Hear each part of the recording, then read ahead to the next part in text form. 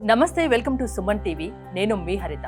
General గా ఆషాఢ మాసంలో ఎలాంటి శుభకార్యాలు చేయరు, కానీ ఆషాఢ మాసంలో కొన్ని పనులు చేయడం వల్ల జీవితంలో మంచి ఫలితాలు ఉంటాయని లా ఆఫ్ అట్రాక్షన్ చెప్తుంది. అది ఎలా సాధ్యం? దీని గురించి ఇప్పుడు మనం మాట్లాడబోతున్నాం. స్టూడియోలో ఉన్నారు result oriented law of attraction coach విశ్వం విజయ్. విజయ్ గారు నమస్తే అండి. నమస్కారం. ఆషాఢ మాసాన్ని శూన్య మాసం అంటారు, మూడాలు అంటారు. సో జనరల్ గా ఎలాంటి శుభకార్యాలు కూడా చాలా మట్టుకు చేయరు. అలాంటిది అపర కుబేరుడు ముఖేష్ అంబానీ తన రెండవ కుమారుడి వివాహాన్ని ఆషాఢ మాసంలోనే జరిపించారు. దీనికి గల కారణాలు తెలుసుకోవచ్చా? మీకేమైనా ఐడియా ఉందా దీని గురించి? విశ్వం విజయ్ గారిచే నిర్వహించబడే advance law of attraction class కి ఫ్రీగా అటెండ్ అవ్వాలి అనుకుంటే కామెంట్ సెక్షన్ లో ఉన్న గూగుల్ ఫామ్ ని ఫిల్ చేయండి, లేదా డిస్ప్లే అవుతున్న నెంబర్ కి కాల్ చేయండి. ధర్మో రక్షిత రక్షిత. అవునండి. అయితే ఇక చూస్తే ఆషాఢ మాసంలో చూడండి, north side south side total the different అండి. చూడండి, మన సైడ్ సౌత్ సైడ్ ఏమంటారు, ఆషాఢ మాసంలో శూన్య మాసం పెళ్లిళ్ళు చేసుకోకూడదు. బట్ అదే అపర కుబేరుడు ముఖేష్ అంబానీ కొడుకు, చివరి కొడుకు అనంత్ అంబానీ మ్యారేజ్ దాదాపుగా 8,000 కోట్ల పెట్టి చేశాడు. అయితే అతన్ని చేసుకోకూడదు కండి. అందరికి ఇదో డౌట్, శుభకార్యాలే చేయరు, అలాంటిది అంత అపర కుబేరుడు అయి ఉండి తన చిన్న కుమారుడి పెళ్లిని ఈ మాసంలో ఎందుకు చేశారని చాలా మందికి ఒక డౌట్ ఉంది. ఇదంతా దీనిపై డిపెండ్ అయ్యి ఉండాలి, నమ్మకాలండి, బిలీవ్ సిస్టమ్. ఏం చెప్పాలంటే గుజరాతీస్కి ఓకే, లేదా రాజస్థానీ వాళ్ళకి తెలియదు యాక్చువల్గా ఇది ఆషాఢ మాసం, ఇందులో పెళ్లిళ్ళు చేసుకోకూడదని కూడా వాళ్ళకి తెలియదు. యాక్చువల్గా వాళ్ళ బిలీవ్ సిస్టమ్లో ఎలా అంటే ఏంటంటే ఇదంతా ఏమీ లేదు, వాళ్ళ బిలీవ్ సిస్టమ్ స్ట్రాంగ్గా ఉంది. అదే కొంత మనకి ఇదంతా దేనిపై డిపెండ్ అయి ఉంటుంది అంటే బిలీవ్ సిస్టమ్ పై. మీరు చూస్తే తమిళనాడు మనం ఏంటంటే జనరల్గా అమావాస్య రోజు ఏ పని మొదలు పెట్టదు ఇక్కడ జనరల్గా. బట్ తమిళనాడులో అమావాస్య రోజునే పని మొదలు పెడతారు. ఎందుకంటే దినదినాభివృద్ధి చెందుతాం ఏ పని చేసినా కూడా. ఎందుకంటే నేను అక్కడ చదువుకున్నాను కాబట్టి అక్కడ కల్చర్ నాకు తెలిసి ఐడియా ఉంది. సో అక్కడ దినదినాభివృద్ధి చెందుతూ ఉంటారు. అంటే అమావాస్య రోజు నుంచి మొదలు పెడితే పౌర్ణమి చూస్తే చంద్రుడు దినదినాభివృద్ధి చెందుతూ ఉంటారు. సేమ్ లైక్ దట్ ఏ పని చేసినా సక్సెస్ అవుతారని నమ్ముతారు. ఎస్పెషల్లీ ఆషాఢ మాసంలో కూడా విశ్వంతో మనం కనెక్ట్ అవ్వచ్చు. మన సబ్జెక్ట్ మనం చూస్తే మీరు ఇందాక అన్నట్టుగా మనం అనుకున్న పనులు జరుగుతాయని. సో ప్రాంతాన్ని బట్టి కూడా నమ్మకాలు మారుతూ ఉంటాయి. సో మన ప్రాంతంలో ఒక నమ్మకం ఉంటే వేరే ప్రాంతంలో ఇంకో నమ్మకం ఉంటుంది. ఎవరి నమ్మకాలు వాళ్ళవి, అంతేనా? అవునండి. సో బట్ ఎవరి నమ్మకాలు ఎలా ఉన్నా కూడా మీరు చూస్తే నమ్మకం అనేది ఒక మనిషికి సక్సెస్ఫుల్ పర్సన్ గా చేయగలుగుతుందండి. సో ఎలా మీరు అనొచ్చు నమ్మకం అనేది అంత పవర్ఫుల్గా ఉందా అంటే ఎస్ అండి. అయితే ఒకసారి ఏమైంది, సైంటిఫిక్గా కూడా ప్రూవ్ అయిందండి, యాక్చువల్గా జరుగుతుంది. ఒకసారి ఏమైందంటే సర్కస్లో ఫైర్ యాక్సిడెంట్ జరిగింది. ఏంటండి హరిత గారు, సర్కస్లో ఫైర్ యాక్సిడెంట్ జరిగింది.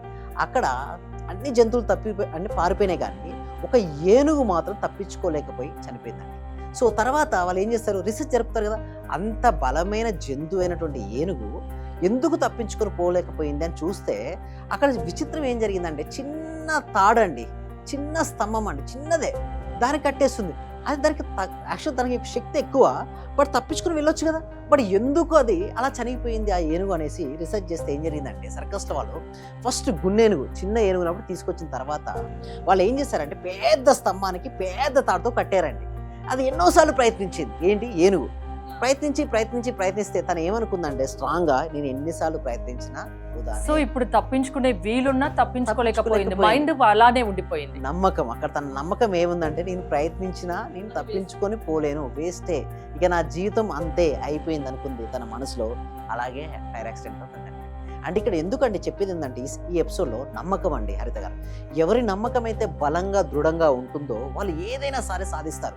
ఇక్కడ మీరు అక్కడ చూసినట్టయితే అనంత్ అంబానీ, ముఖేష్ అంబానీ వాళ్ళ చిన్న కొడుకు అనంత్ అంబానీ పెళ్లి కూడా వాళ్ళకి తెలియదు ఇట్లా ఆషాఢ మాసంలో ఇట్లా పెళ్లి చేయకూడదు, ఇలా దీనివల్ల ఇట్లా జరుగుతాయని తెలియదు. అంటే వాళ్ళ నమ్మకం అసలు ఏమీ లేదు.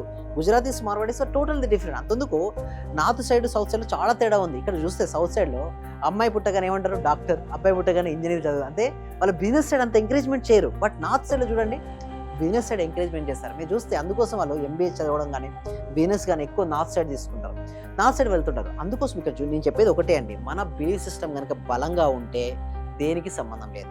ఓన్లీ బిలీవ్ సిస్టమ్ కనుక బలంగా ఉంటే ఏదైనా సరే సాధించవచ్చండి. ఇవన్నీ చూడండి, మీకు ఒకటి అడుగుతాను క్వశ్చన్ అండి హరిత గారు.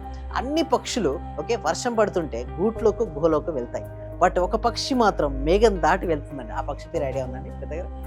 ఆ పక్షి ఏంటంటే గ్రద్దండి, ఈగల్. అంటే చూడండి, పక్షాన్ని పారిపోవడం ట్రై చేస్తే ఎందుకు, వాళ్ళు వర్షం పడి తప్పించుకొని ప్రయత్నిస్తారు. బట్ ఒక పక్షి ఏం చెప్పాను, ఆ ఈగల్ ఏంటి, గద్ద పైకి వెళ్తుంది, మేఘం పైకి వెళ్తుంది. మేఘం పైకి వెళ్ళినప్పుడు వర్షం ఏమైనా పడతాడు హరిత గారు?